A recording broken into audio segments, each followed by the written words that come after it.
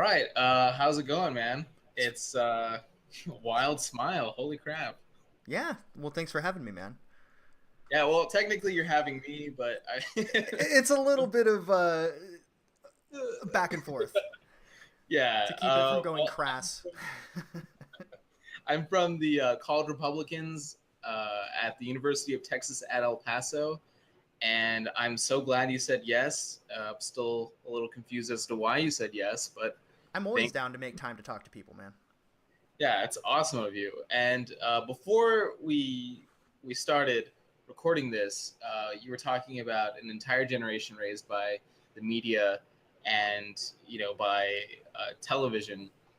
I actually think it goes back further because if you look at the '70s in scholarship, there was already people like John Rawls and Will Kimlicka. Well, Will Kimlicka comes a little bit later, but John Rawls and Robert Paul Wolff, I think, and they were already saying like, oh, people need to be given redistributed wealth so that they could live properly and all this stuff. And even John Rawls, who believed in redistribution of wealth, was already being hounded for not being illiberal enough. Mm. So I think this problem goes back way further. But I Oh, mean, what definitely. are your thoughts on this? Well, if we really, I think the biggest root would be the Frankfurt School. I'm assuming you've heard of the Frankfurt School scholars like Horkheimer, Adorno. Yeah, Um, They, to just name a few, they believe the only way to institute change into society was to force agitation onto the public so that their outrage would cause them to bring down the system so that they could usher in the socialist utopia that they dreamt of. These men were very clear about their motives. And I think, and if I remember correctly, they also had a very clear objective of taking over the entertainment industry, the media in general, like the news media, and educational institutions. And if you look at the world today, it definitely seems all three of them have been compromised by radical socialists, to put it yeah, simply. and I think one of the worst products to come out of this is something like critical theory. Absolutely.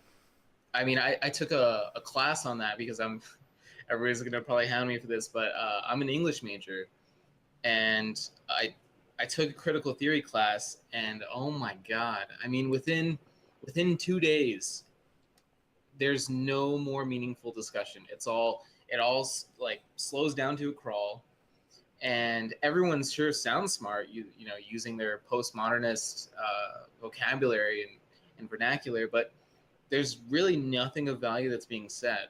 Mm-hmm. It's all why is this dichotomy wrong? Why should we value this more than this? And it was just awful. I mean, we watched Pee Wee Herman in there. I was like, how am I going to a public university and this is happening? Just goes to show what they think of the intelligence level of adults or young adults. Yeah, But that's and the thing with socialism, or at least critical theory. It's designed to tear down, never to build. yeah, and it's so weird because I had watched that Yuri Bezmenov interview Oh, absolutely. um, right before I got into that class, and well, everybody knows the infamous one in '84, but um, he was talking about the destabilization of the intellectual class, Mm-hmm. and it seriously sounded like that was happening, but in real time. Yes. And Ideological subversion. yeah, and I hate the notion of the concept of relevant truth versus universal truth. Mm-hmm. And it's just like, I mean, if I punch you in the face, is it my truth that it happened, or is it like universally did that actually happen? Like, Right. Well, I it's forget which philosopher said it, but truth is a public park, I think is that what he said. And I'm not sure I agree 100% with that, but the way I see it, truth is this unobtainable thing that all of us are trying to get to. And the only way we can get to it or get even close to trying to get to it is by sharing our perspectives, because we're all looking at truth from a different perspective, and it's multidimensional. yeah, and it's just so awful the way statistics can be skewed in a certain way, and so Mm-hmm. people go, well, you have your facts and I have mine, and no, there's certain ways to look at this honestly, and there's Well, certain ways to look at this dishonestly, like the whole, well, most Muslims are peaceful, and it's like, well, yeah, but if I got a pie chart of all the religions combined, other than Islam, and their terrorist activities versus Islam, it's going to be a pretty messed up looking graph. right. What was it? I believe Dave Rubin even said, he tweeted out, and him being a classic liberal, he was labeled alt right after this. He said, what was it? Islamophobia doesn't exist because you can't be phobic of something that is rational, a rational fear. And since he is a gay man, he is very, very reasonably terrified of Islam. Because imagine if that stuff was over here, he'd be finding himself getting thrown off damn rooftop. Maybe not by a moderate Muslim, but guess what? We aren't just getting their moderate Muslims. We're also getting the people that want to throw gay people off of rooftops. Yeah, and I think that's really awful that I think it was last year when they were saying, all right, you know what, gay men are no longer oppressed. They're no longer an oppressed minority. I think it was white gay men. Yeah, specifically the ones with privilege still. Yeah. That comes from the multiculturalist scholars. Mm-hmm. I've been reading probably the past 6 weeks, just 4 to 6 hours a day, just reading their journals, and they came up with the concept of privilege and oppression. And if you read Iris Marion Young's Five Faces of Oppression, white people, by her standards, are oppressed through cultural imperialism. In case Nice. anybody wants to look that up, so yeah, you do have an oppression card. Just letting Nice. you know if you're white. I'll factor that in there for the sarcastic critical theory when I have to implement it.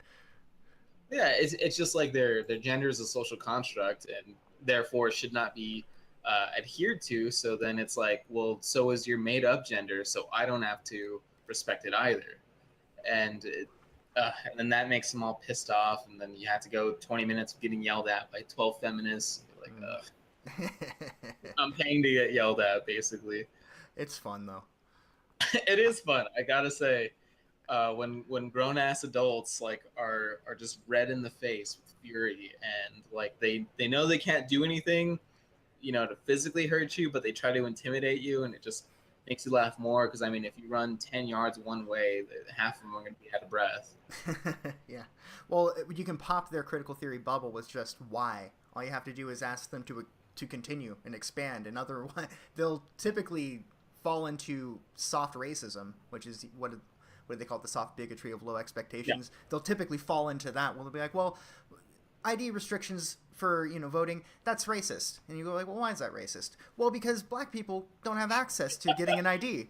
And you look at them like dead face and like, did you just say that black people can't afford to walk down to the DMV and buy a fucking ID card like the rest of us? Because I guarantee you they need it for every other thing they do in life, and I'm willing to bet that they're individuals who are just as capable as anyone else, as far as I can tell.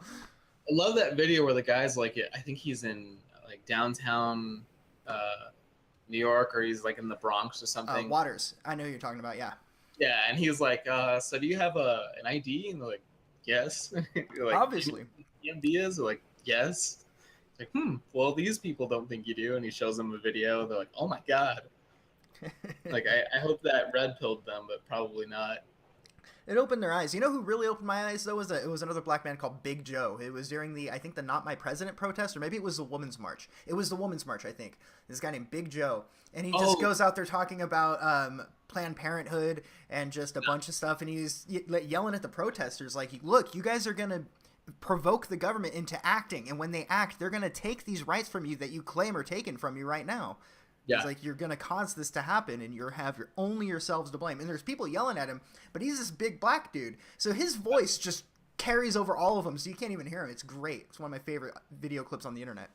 I just want to point out that he never once got on his bike, if that's the one that I'm thinking of. I think you're right, too. I think I remember him standing on his bike. Yeah, he didn't have an escape plan. He was like, this thing will break if I get on it. But that's a big man. Before we get into more shit flinging, because I've got to ask you some of the real questions now. So you seem to have your finger on the pulse and everything, because I mean, you're putting out a ton of videos every week, and you're covering all the crazy things that are happening. And I just gotta ask you, do you think BLM is still relevant as a social movement? No. My perspective is that they were created to generate awareness. Uh, they've become the scapegoat of the results of cultural Marxism over the past few years. I find it no coincidence that Black Lives Matter stopped and Antifa started, and I personally feel that the two are somehow linked, but really I only have my intuition to go on that. But most protest activities, whatever you want to call them, they would be attributed to Black Lives Matter, whatever you want to call them. They are now taken under the mantle of liberalism in general. Black Lives Matter had their influence. They made it clear that they thought Black Americans' lives mattered, and then they fucked off after, of course, blocking a few highways, preventing a few emergency vehicles from reaching their desired destinations, etc. And all of this to generate awareness that Black Lives mattered, which apparently took these protesters until just a few years ago to realize. Yeah, and I think what the strangest thing about Black Lives Matter is the thing that killed them, wasn't that their whole movement was based on a lie, but it was the blocking the highways and blocking roads, which I think Antifa is still pretty fond of doing. And it's just, who would have thought that just pissing off the average everyday person just trying to get to work was going to kill the movement from the inside? You know what was the signifier for me that the movement was dead is when they attack people who say all lives matter. Because that's it's them saying, of course Black Lives Matter, because all lives matter. That's what All Lives Matter is saying. But they take it as, how dare you, and then attack the guy. And I'm like, okay, well, this movement has officially run its course, I think. I guess I'm kind of a masochist because I like to search Black Lives Matter on Twitter sometimes just to see the insane shit these people are saying. You have to. It's golden. It's comedic gold, and you don't even have to pay for it. Cable couldn't write. Cable cannot write this well. They can't write that well either, but it's still entertaining. But the insanity is all there. You're just like, this is a real person. Yeah. So these people like Antifa and Black Lives Matter, intersectional feminists, they're all basically cultural Marxists. Yes. And I mean, we like to point and laugh, like, what idiots they are and the stuff that they do. But are there any, valid points that they have, or do they have any valid criticisms of the system that we live in, or what do you think is, I guess, the meat of their presentation? All right. Well, there is an idea of stretching a truth so far that it breaks. Take, for example, the gender myth, the gender wage gap myth. What they say is that women are given less money than men on a general scale, but the real truth is that women earn less on a general scale, having to deal with things like dealing with the family. Just on a national average, the statistics show that women work less, work fewer hours, and they're less probable of getting a promotion because they work fewer hours. They're not working as hard as their male counterpart. And so clearly this is sexism. But to them, that's what they see. To us, we're like, well, they didn't work as hard. And a lot of these women are saying, yeah, I didn't work so hard. I wanted to take a few days off, and it's reasonable. What they do is they'll find a fact and then create a whole narrative behind that fact. And this happened with Black Lives Matter. They'll say, oh, this black kid was hunted down in the streets. And then you find out that he was actually smashing a dude's head in the concrete before the person pulled a gun on him and shot him. And you're like, oh, he was smashing a dude's head on the concrete? I conveniently didn't hear that fact until literally a couple months ago regarding whichever person that was. I forget. I always saw the picture of the young black kid on the news. And I was like, oh, he just like, whoever it was just like jumped out of their car and like an action movie body slammed the guy and said, your end is here, punk, and shot him. That's what the way they portrayed it. And you find out, oh no, that was actually an older picture of the kid from like 5 years previous. And sorry, I'm getting really sidetracked, but no, I think fine. You know what I think you know what I mean.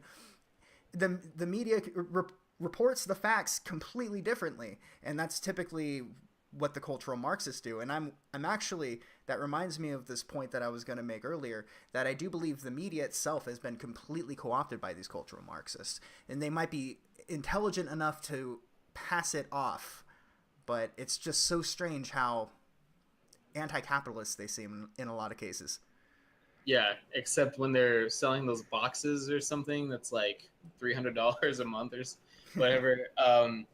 I remember. I'm not quite sure why I was watching The View, but I was. It happens And sometimes. um, Whoopi Goldberg was talking about Trayvon of the Blessed Hoodie getting shot to death, and she was talking about the position of George Zimmerman, Hmm. who's conveniently white, and um, no mention of his actual heritage. Beside the point, Trayvon had him mounted, and Yeah. well, couldn't he have punched him off? And it's like, lady, I don't know if you've ever been mounted in a fight, but there is no like you have no power punching from that position, Yeah. none. And everybody's like, yeah, he should have done that. It's like, couldn't she have just hit him with the butt of the gun like before that? It's like, okay, he has no ability to torque from that position, so if anything, the gun could have probably been taken from him, and then he would have been shot himself. Yes. And it's just And then he gets found. Didn't he? He was found innocent, right? And then now he's labeled as a murderer for the rest of his life. He's never going to be able to get a job anywhere. I think it's just. I just think it's wrong. You know. I mean, the same argument can be made with O.J. Simpson, right? Like, there's no way O.J. Simpson's getting a job at Burger Hut, but yeah, and I think what's awful about the way the media works with these kinds of sensitive cases is that they brand the guy first, and then they go, oh well, I mean he's innocent, but come on, like what, right. like you already the conclusion, didn't you? I think it was, and I hate to quote Doctor Who, but I will say that this is from the classic series from the Tom Baker era, the Fourth Doctor, so it's okay. He said the very powerful and the very ignorant have at least one thing in common.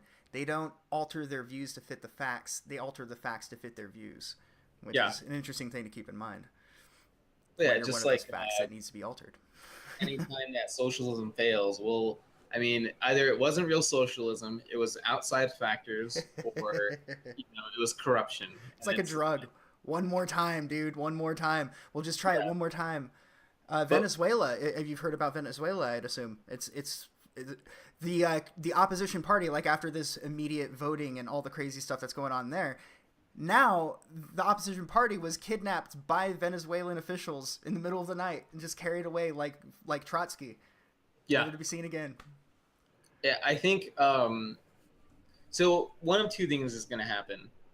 Either Mandela is going to stay in power and just run that country into the ground, and then I mean, at some point, maybe they'll they'll lead a coup and take him out.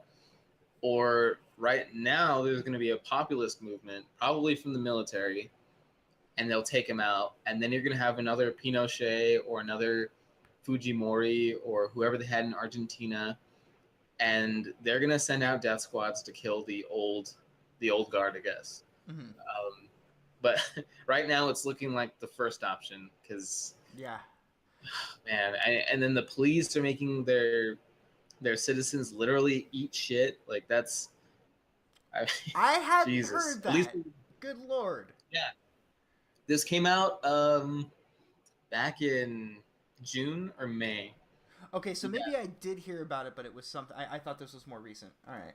Because I have been silently following the whole Venezuelan thing for a minute. It's been just wild. I didn't think it was going to jump the shark this quick, though.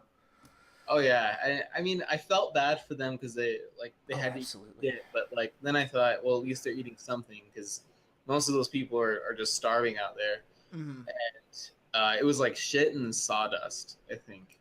So. Oh my God. And they're refusing U.S. aid, by the way, as far as I've heard.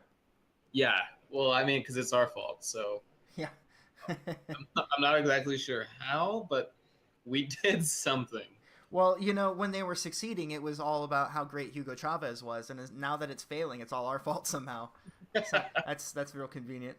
Yeah. Oh God. Like listening to Corbyn or somebody talk about it, it's just. I'm gonna have to go through social media and check out what all these uber liberals have been saying because that's gonna be fun. Yeah. So back on track, I guess. Yeah, back on track. Even though social justice invasions into video games and comic books have utterly failed, Do you think that they are succeeding in changing the culture of these little subcultures, these niches, merely by pushing so hard? Like, do you think there's going to be remnants and vestiges of what they're doing now at some point in the future, or is this just a sign of maybe they're losing steam? I think they are changing the culture, but not in the way they want to. They are changing the culture of these subcultures, but they're pushing them in the opposite direction. Very much like with Donald Trump this past year, they've pushed a negative so hard that it became a positive. One of Alinsky's rules, actually. I often wonder if this wasn't the intended goal. There has been some reports that the upcoming generation is going to be hyper conservative, and I believe that the result of anti Trump propaganda running nonstop on all news outlets is probably to blame for this. Even the least decent human being in the room is watching how they slander the guy constantly and ask themselves, what could he have done to deserve this relentless slander? I don't see child molesters getting this much hate from the media. Come to think of it, there have been over 1,200 arrests regarding underage human trafficking, pedophilia, and production of child porn. More than half of these arrests came from California, which is interesting considering Oh the wow. recent interest in the potential pedophile ring in the entertainment circle. I mean, you don't see CNN, ABC, or MSNBC talking about this at all, and it really makes you start to wonder, you know? It's Yeah. This all happened within the last 6 months, by the way. Since January, over 1,200 arrests, by the way. So to more answer your question specifically, I think in the same way that people have noticed dishonesty in the media, people have also seen dishonesty in the gaming industry as well. And seeing the pushing of all the social justice BS, I think might actually cripple the gaming industry at one point. Yeah, I think it was Marvel that first felt I guess, the striking pain of diversity in Mm, their sales. Um, I think the biggest problem with it is that it's inorganic. yes. So when you sell these people who have been, I guess, entrenched, for lack of a better term, but entrenched in these niches for so long that they know what's going on, they know the flavor of the month, and then to have this synthetic movement pushed on them, I think they can just see right through it. But it's much easier with mainstream culture because it just constantly changes, and that's why they've been getting away with it for so long. But if you go into those smaller, I guess, deeper fandoms and stuff, they can smell it. Um, I hope I'm making sense here, but Oh no, totally.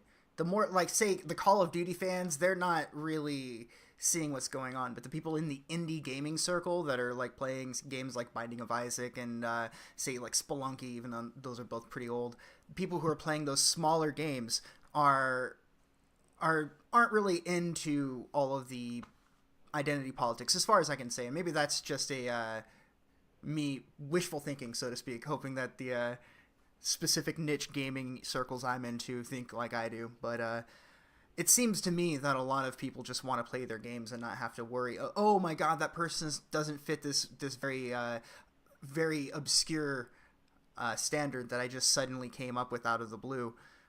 So people just want to play something that's fun instead of having to make everything a social issue, and that's why they've alienated the people who in the gaming circle specifically, because these are people that just want to have fun, and you're taking their fun thing and trying to inject a bunch of not so fun things into it for the sake of BS.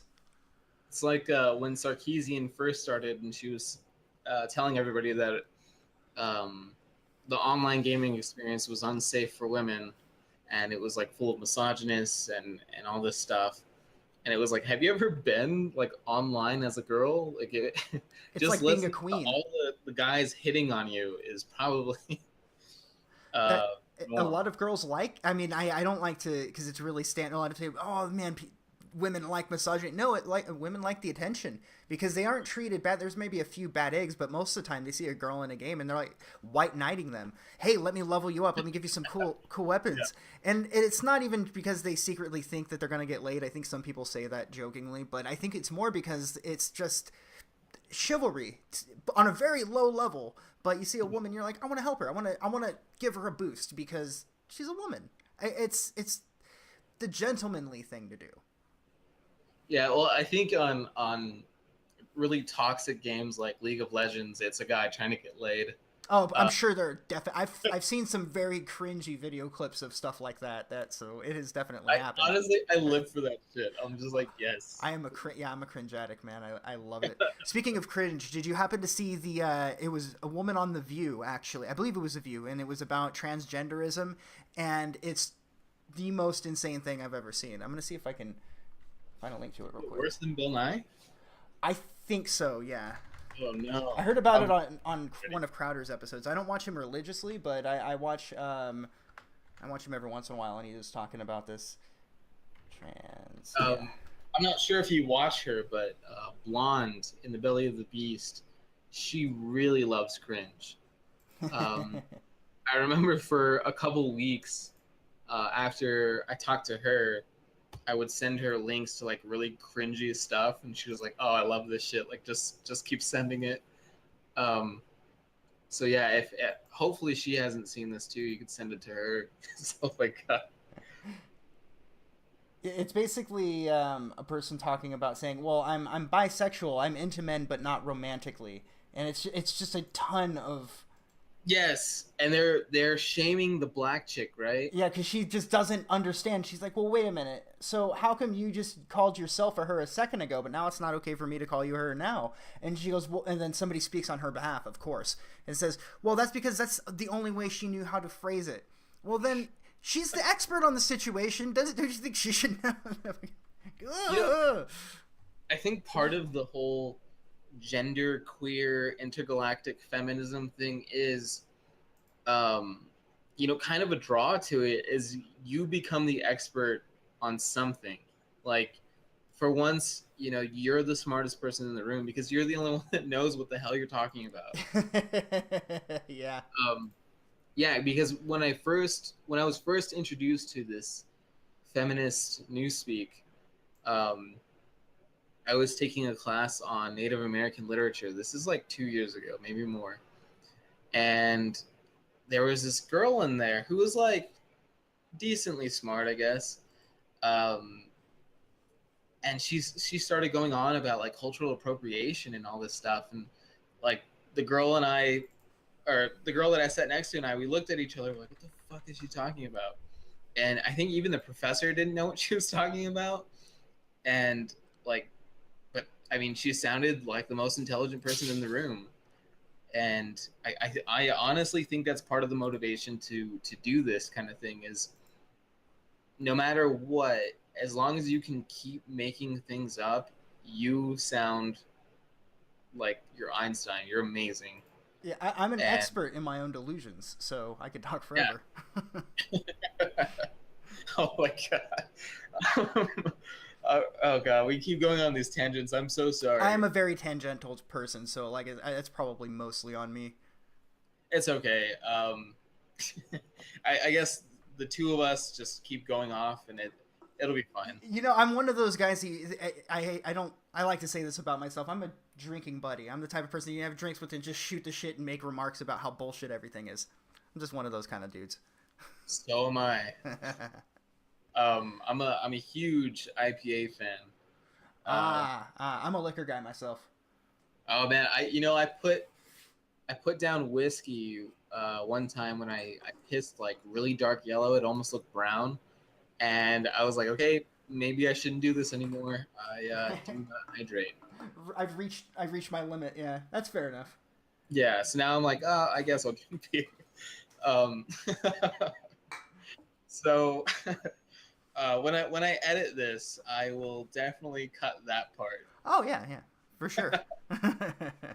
Um, so I noticed that a couple weeks back you began to call CNN propagandists, Hmm. and I think that many on the internet, and including myself, agree with you.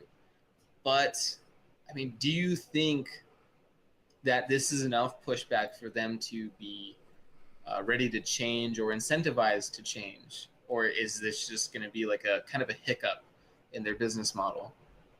I think they'll change when the person paying them tells them to change. There isn't a shred of journalistic integrity left at CNN. It's bad at other outlets, but CNN seems to be far worse from the rest. In fact, a medical producer at CNN called Ethics, cute, which is about as much as I would expect from a corporation that blackmailed a public citizen.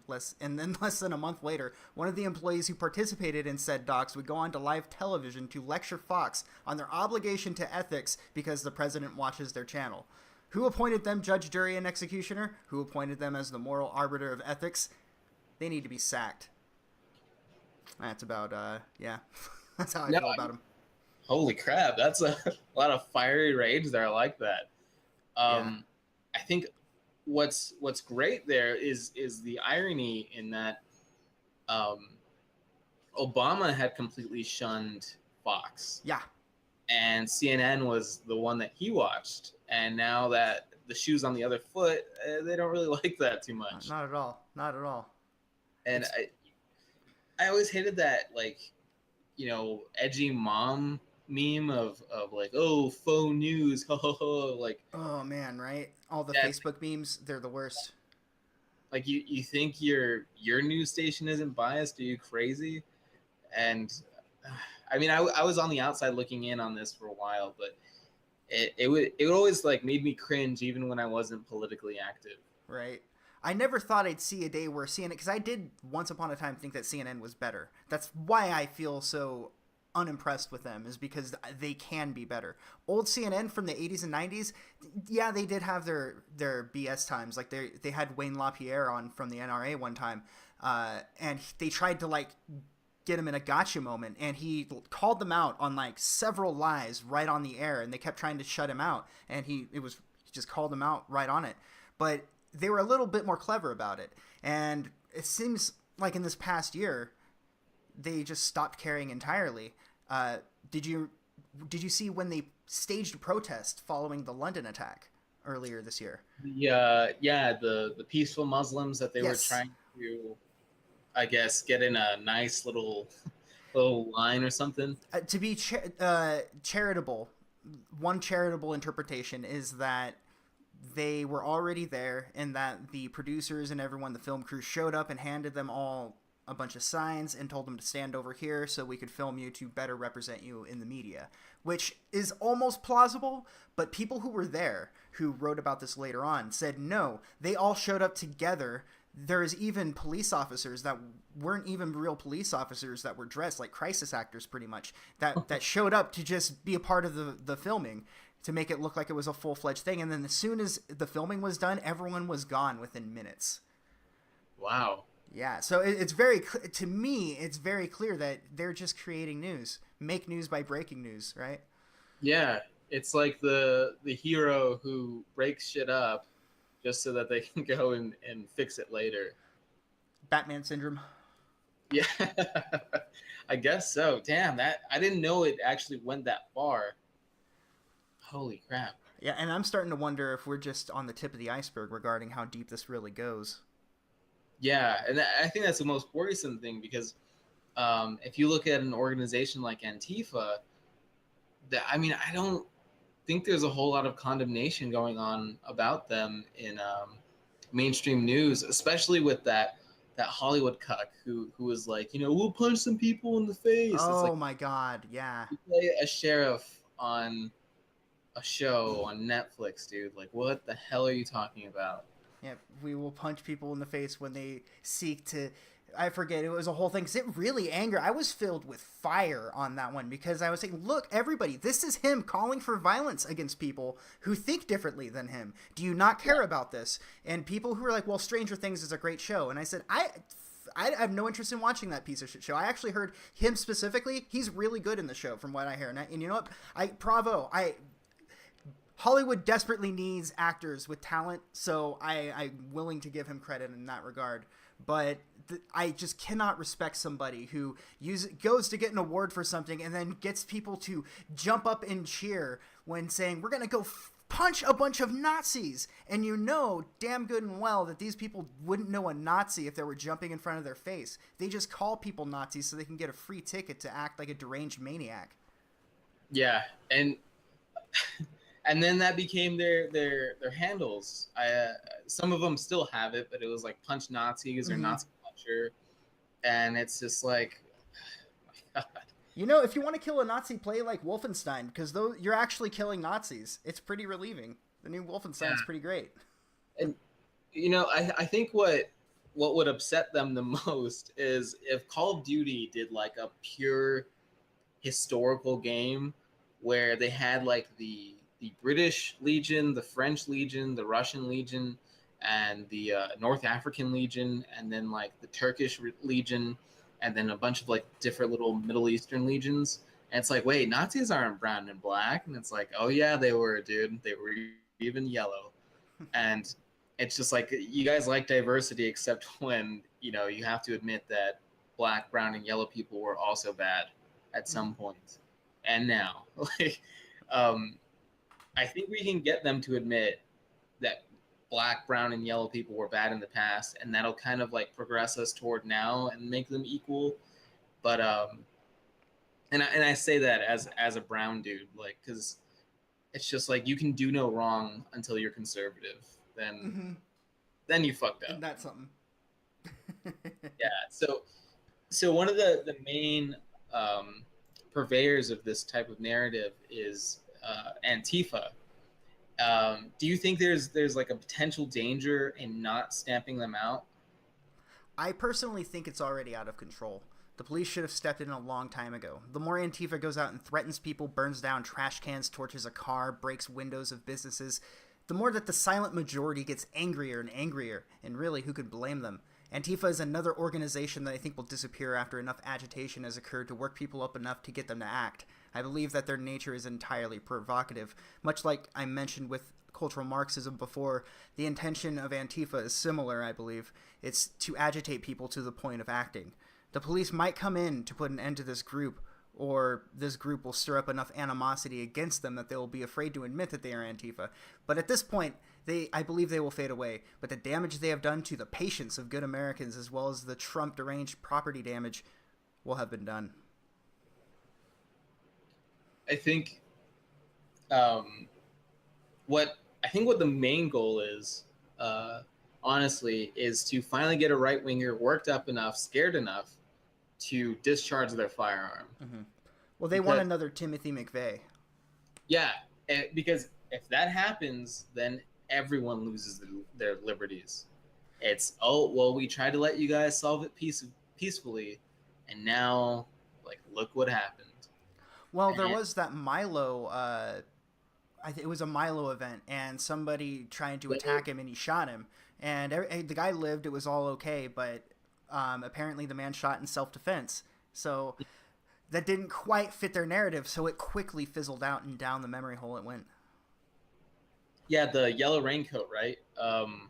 Over at, I want to say Washington State, or it was somewhere in Washington. Um, yeah, I'm just afraid that it's going to be like in the streets or something, and multiple people will be shot, and then it's, oh look, see, these are the crazy right wingers we've been talking Yep. about, and the right wingers are going to go like, the guy shot in self defense, he was scared shitless, and it's gonna be like, nope, he's just a maniac, That and brings then, me. That reminds me. Sorry. Do you want to finish your thought? oh no, that was it. Oh, okay. No, I was gonna because we were talking about this briefly on Twitter. That man who was surrounded and beaten by a bunch of Antifa people. Let me see if I can bring that back up because I tried to actually contact the guy. I wanted to talk to him directly. No, he never got back to me. But yeah, so basically what had happened was that Antifa found out a guy was trying to create a way for conservatives and liberals to talk to one another, considering the growing hostile political climate. And they found him, said that he was essentially giving a platform for bigots and racists, etc. And they held him hostage essentially until he ran away. And they were, it seemed like they were going to like do something to him. So he made a very lengthy post on Facebook, and that's pretty much the end of that story. Yeah, the Montreal Yeah. ambush, I guess. And I think the post that guy made, it makes me think that he's a pretty hardcore leftist. Um, I don't know. Maybe it was too late at night for me to be thinking right, but uh, I think he was already pretty far on the left. But even this won't wake him up. Like he'll just say like, oh, it was just a bunch of thugs. or Mm, something, he won't recognize this is a growing problem on his side of the aisle, I guess. yeah, yeah. Uh, You might be right. and Although I'm gonna check his profile because I think I got the impression that he was very anti Antifa and whatnot. Well, obviously, but I mean anti crazy. Okay, not there. It is. What is fascism? Never mind. You were right. there, there it goes. yeah, I mean, I was trying to be charitable. I was like, maybe I was just reading too far, but I got the impression that he was one of those like, oh, it'll take a bullet to get him to go, oh, maybe these guys aren't the ones that I should be allying myself with or aligning myself with. Yeah. So he in the post he talks about I absolutely loathe the antics of the reality TV star known as the American president. Mm, Um, the programming goes deep because this man was on TV for so many years. They controlled how people saw him. So even for myself, it took at least me for a while before I finally just said, okay, I'm just gonna throw away what I know about Trump and just kind of accept him as I see him from here on in. And I haven't been disappointed. yeah. So I mean, do you care to elaborate like on your thoughts about him Yeah, or actually, should I it's just go with it? conveniently. I actually said that because it was a convenient segue to your next question. Yeah. Trump is a huge douchebag, but a lovable one if you can brush past the one major obstacle. Who can't love the guy who tweeted out, people can hate on Donald Trump all they want, but in reality, he's flying his jet over your fucking house as you tweet. What a lovable guy. Every time he does something that people hate and says, this is why we hate you, I can't help but go, I don't know, I kind of like the guy. I love his attitude. I love it. The When I see Trump, I see a man who loves America and a man who loves Americans. I've seen a lot of footage and pictures that demonstrate this to me, at least, and I feel that this man's heart is in the right place. Chalk it up to intuition, but I can't imagine what else you would want to do with your life after being wealthy the entire time, but trying to make the world better on your way out. Trump is a guy who watches Fox, very likely reads the Drudge Report, and does read Breitbart. He's a new media guy, which is why I began to like him in the first place.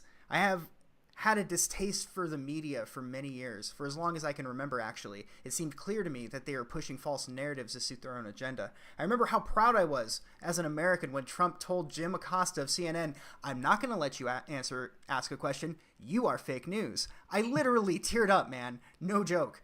No one has ever stood up to them like that. Now we realize that we too can stand up to them. We can stand up to these bullies that run the mainstream outlets. By the way, I have to say that more and more people I talk to in my personal life, gas station attendants from places I frequent, tangential coworkers, are becoming less shy of what they have to say. It's incredible how much people are really on the same page despite never talking to one another before the outrages of 2017. Wow. I mean, I have to really agree with that sentiment. Like, I think he has been a beacon of, I guess, opportunity to finally protest out in the open without fear of being branded. Mm-hmm. Uh, because I remember before Milo, before Trump, racist, it was like, oh shit, Oh, and it, better duck away. Where yeah, Breitbart did it best. There's a video out there, and I've recently highly admire this man. That's why I bring him up a lot, because he was on the right track. He's the cipher. He knew how the media ran, and so I study him because I know somewhere I can pick that up and I can use it to my advantage. But there's a video where a man approaches him and talks about him being a racist. And at the end of it, he goes, wait, are you calling me a racist or a white supremacist? And man goes, I'm calling you a racist. Yes, I am. He goes, all right, thanks. Can someone get this guy punk? I'm getting so tongue-tied. Can somebody get this guy out of here? He looks at him and goes, you punk. And his point, he even addressed this later, was that I never even debated me being a racist because it's such an outlandish and ridiculous thing to say that I'm not even going to encourage that delusion. yeah. I think that's the right way to go about it. Absolutely. Instead of going, no, I have a black friend. They'll always, no matter what you say, they're going to say you're racist. But if you just look them dead in the eye and be like, I'm not fucking racist, fuck you. That's pretty much the only way to go about it. I mean, Yeah. you and I both, we grew up in an America where we were told people are a result of their character, their merits, their individualism. I mean, this whole generation, when I was growing up, that was the main point in media, and maybe they were just prepping us for now, but it seemed very clear to me then that we didn't grow up racist. There were hardly ever people that were racist, and you met one in every 2,000 people, and then you go oh, well, that guy's a bit of a dick. Don't go around him if you know any black friends. Just if you have a black friend, just don't bring him around. Just it's not it's not cool. But I live in California, so I couldn't ever, even if I wanted to, I couldn't have exclusively white friends. There's no fucking way. It's so diverse here. I don't even have any one place in my life where there is exclusively any one race. So to me, this whole racist BS is just it's a witch hunt, and it's not working anymore. Thank God. So moving on to I guess more deviant topics. I recently watched your video on the parents, teaching their children about sex and masturbation. I was mocked and labeled a conspiracy theorist for saying that this level of degeneracy is the mark of a serious decline in a society and will be the end of our way of life at some point in the future if it continues down this road, which I think it will. Do you believe that there's any validity to this statement? Why or why not? Somewhat. There does seem to be an attack on the American family. I believe that a lot of the problem black communities, for example, are due to the destruction of the family unit. Fathers aren't usually present in a lot of poorer communities, among other family issues as well. Most of these things are repercussions from the 90s crap. Let me try this again. I need something to drink. I don't have anything to drink. 90s crack epidemic, sparked by CIA officials. Look up the Contra scandal for more information on the subject if you're interested, or I'm sure you're already familiar, actually. The problems in black communities are pretty much directly a result of the CIA giving drugs in mass quantities to specifically black communities. And I think that tore down a lot of families, specifically by making potential fathers that could be working an honest living and turning them into drug dealers and lifetime felons. With all of that in mind, I personally think that the political pendulum is moving towards the right. Most people, with the exception of absolutely crazy progressives, see that Teen Vogue article, as I mentioned previously, aimed specifically at preteens as being not only distasteful but gross.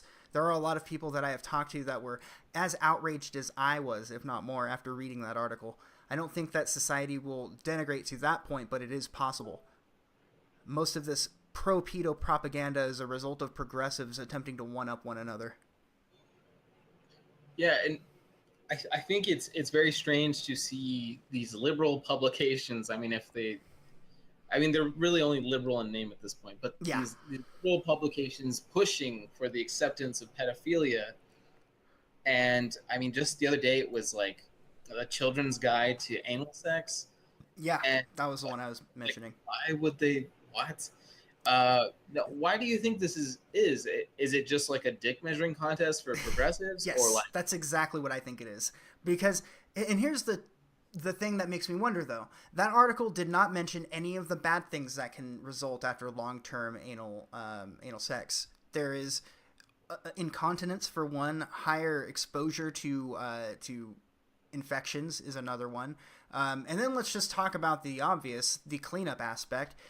I just think the idea of teaching children to be doing something that is probably best for your 30s and 40s is kind of gross, for one. Mostly because these are people, or these aren't even people yet, these are children that haven't had sex. They shouldn't be having sex yet at all. Being made aware of knowing how to practice safe sex is already difficult enough. Do you really want to hand these people the lube and say, hey, why don't you just go in for the other one as well? Might as well. And the idea that what they say is, oh, well, this is to be accepting of trans and homosexuals and all of that. Well, maybe you ought to give them the tools to possibly experience heterosexual sex first, and then we've been fine for thousands of years. We don't need to start indoctrinating children in a sexual manner now. That's what really makes me wonder, though. I want to say that, no, of course this isn't going on, but then you see that article that, oh, another one too. The toddlers can understand consent. You can teach consent to your children. Why do you need me? Why? Yeah. Oh, my brain. I'm blaming this madness on me getting tongue-tied, by the way. Oh, no, it's all good. I think the whole gay pride thing. We should also have a straight pride parade, and it would just be called the like your welcome parade, where everybody's like you're welcome, like I'm keeping the civilization going or something. Just Somebody's got to. Goddamn. Yeah, like the most condescending parade you can have. That way, everybody goes like, okay, maybe parades were like the wrong thing to do, or like is this how we sound? Like yes, it's exactly how you sound. Like if you want to be considered normal, like stop doing things that make you distinguished or distinct apart from everybody else. Like See, yeah, there's no problem being gay. We all know that. But there is a bit of a problem going out wearing assless chaps, almost butt-ass naked, screaming, "You're fucking oppressing me!" Yeah. It's come on, man. Like, no one's pressing shit. You're allowed to be yourself, and you can be less obnoxious. And if being an obnoxious asshole and people telling you you're an obnoxious asshole, but in different ways, if that is being oppressed, well, I hate to tell you, man, I've been oppressed for years. Yeah, and I think it goes hand in hand with the children's guide to anal, because they're like, man, that's a nice ass. Like I know exactly what to do with that. And so then like your 10-year-old's like trying to bang this dude, and you're like, whoa, what's going on with Mustachio over there? And children are so curious too. So giving them that, it's essentially a dare for one, and for two, yeah, it is definitely opening their mind up to maybe when somebody makes a move on them to just roll with it instead of running away and trying to get a hold of somebody and be like, hey, this guy tried to like diddle me. Instead, they might be like, well, I read that Teen Vogue article teaching me that anal sex is perfectly fine. Maybe I ought to just give it a shot. Yeah. And, I don't want to... I forget what it's called, but that idea of, oh, well, you're saying that all gay people are child molesters. Not at all. But it could be used by child molesters in order to further their potential game, so to speak. Sort of like this idea of the trans bathrooms thing. Most people don't care. I don't really care myself. But if you think for a second that somebody couldn't just throw on a dress and some lipstick and then wait in that bathroom and attack somebody, and be much easier to get away that way. Then on your way out, discard it gives an extra option to people who could potentially abuse it. And why can't you just use whatever fucking bathroom you want? I don't give a shit. At the same time, a big hairy dude in a dress with a beard probably should just use a man's room. There are single dads out there with little girls. They don't need to be seeing that. That's a side of humanity you don't need to see to your late 20s. Yeah, I'm against women being in the men's restroom because of the lines. That's mostly my qualm with it. Fair enough. Because men going into the restroom, it'll just be in and out all day long. But I second.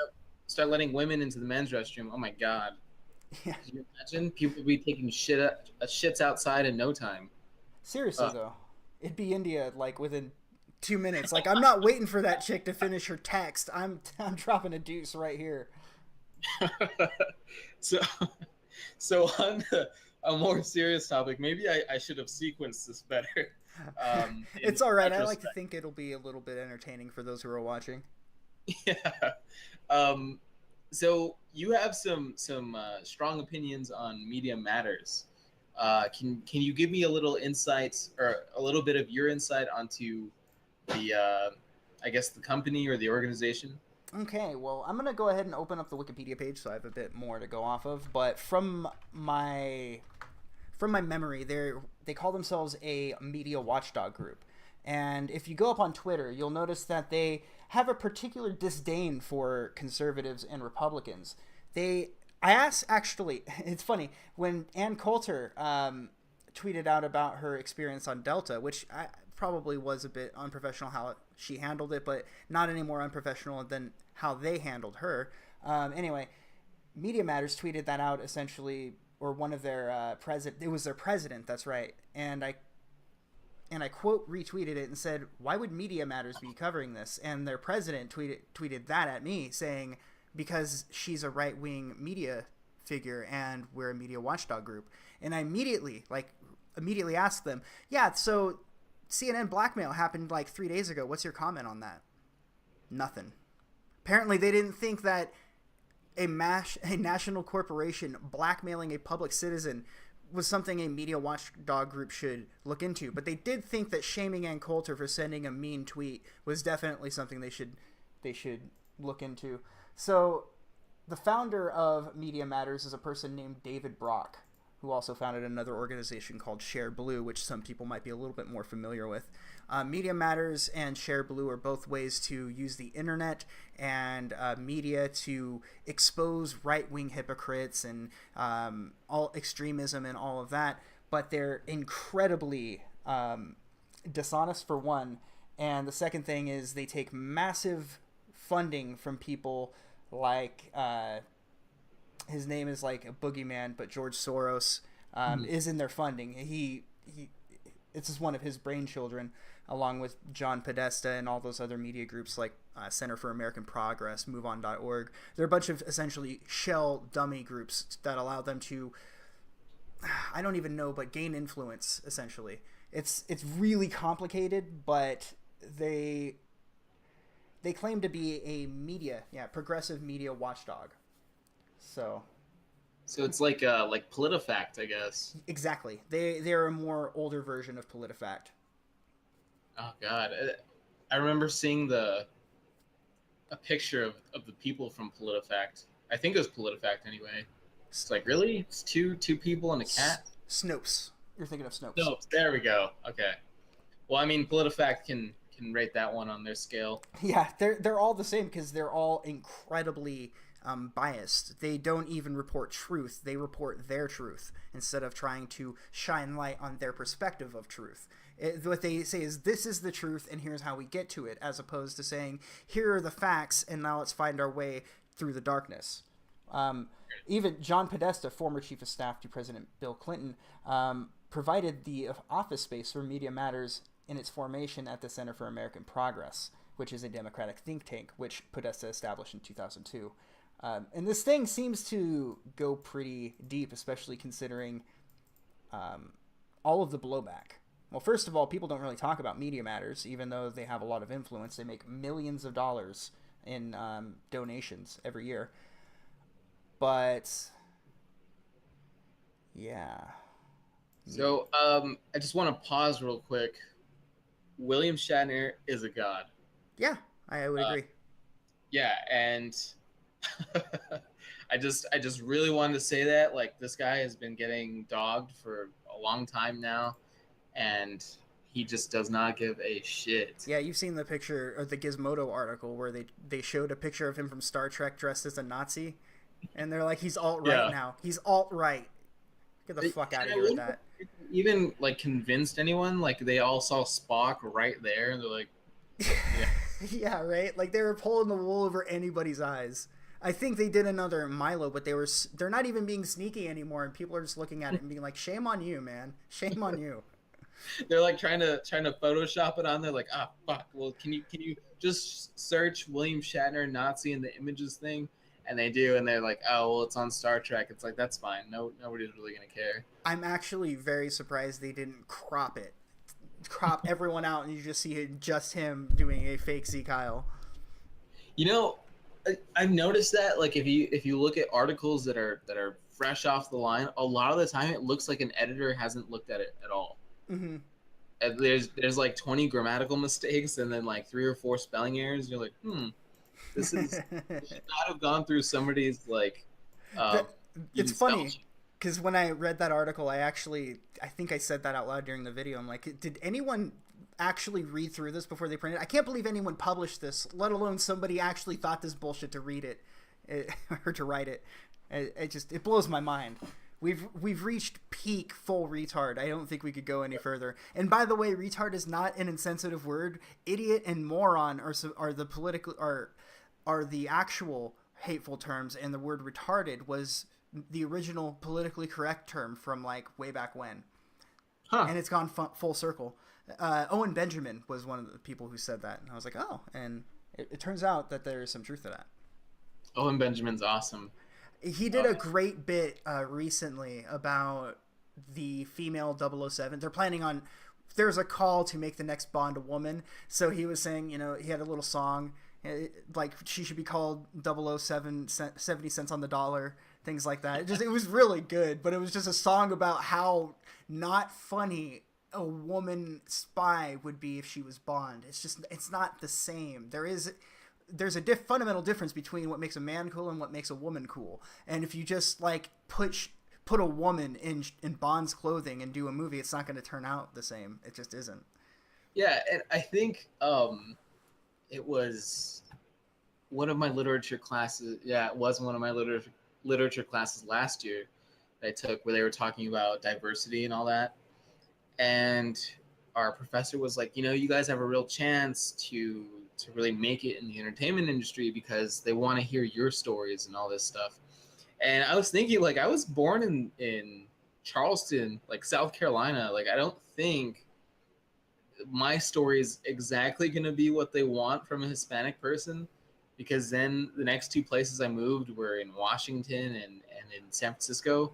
Mm-hmm. So it's like, it's going to be one brown dude and then like a sea of white people with some black people sprinkled in there, and then like an Asian every now and again.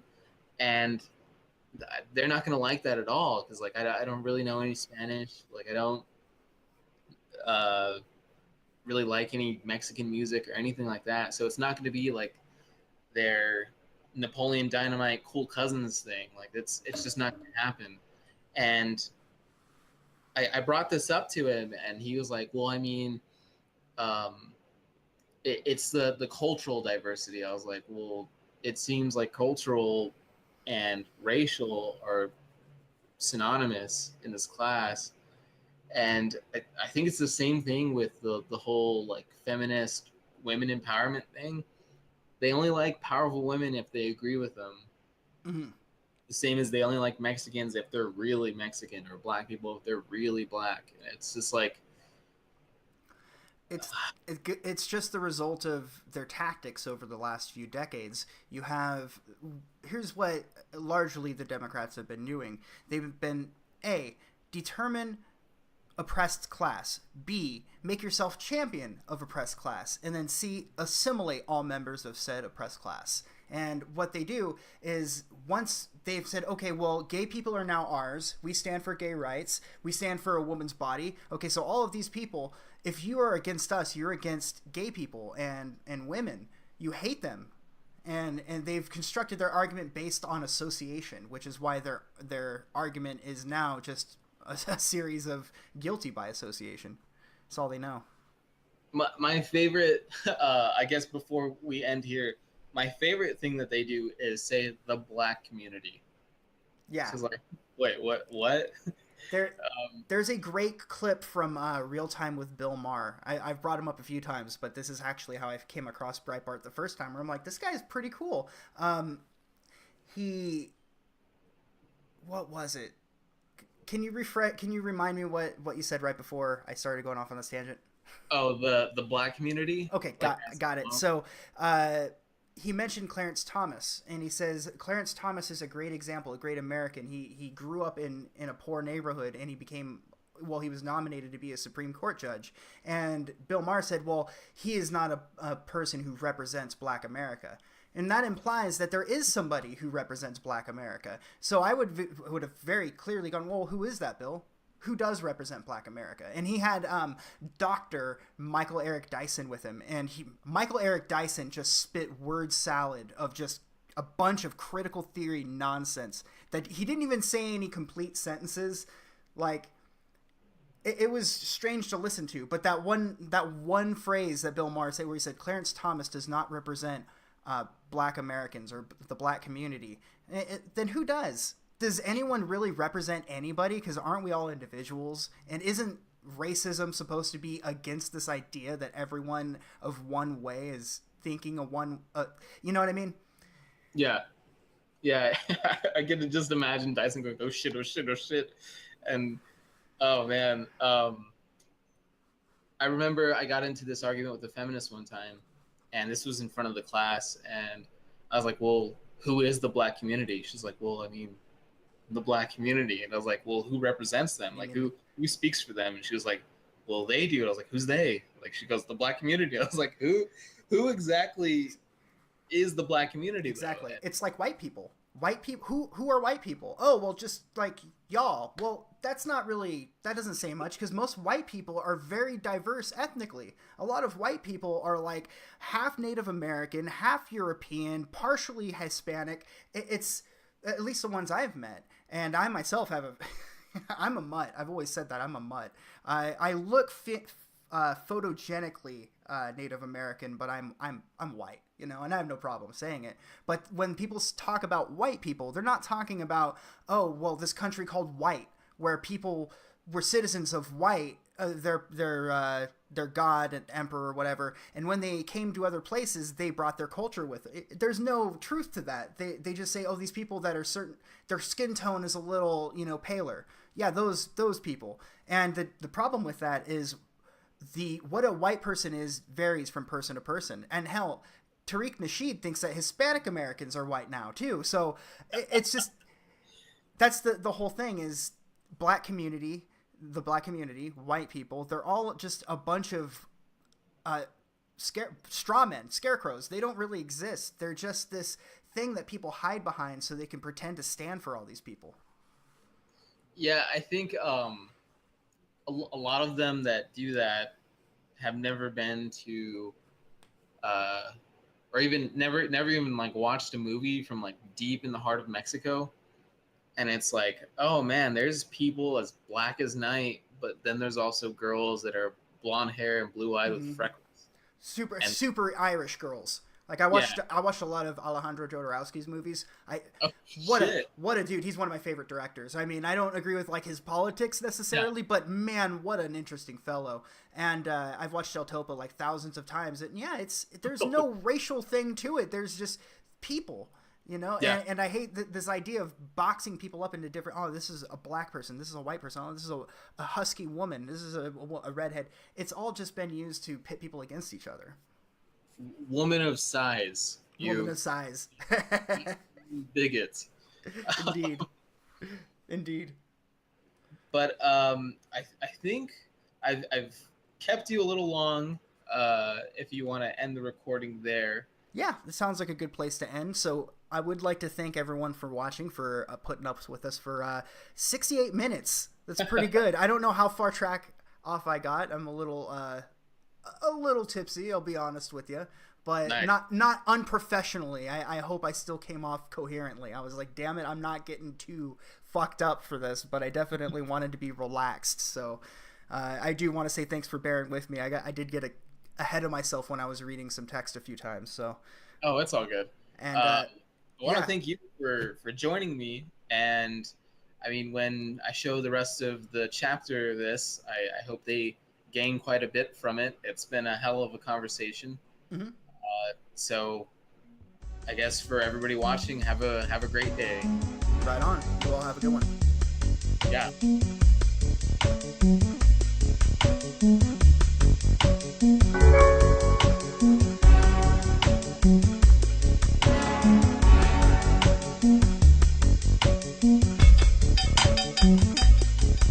Mm-hmm.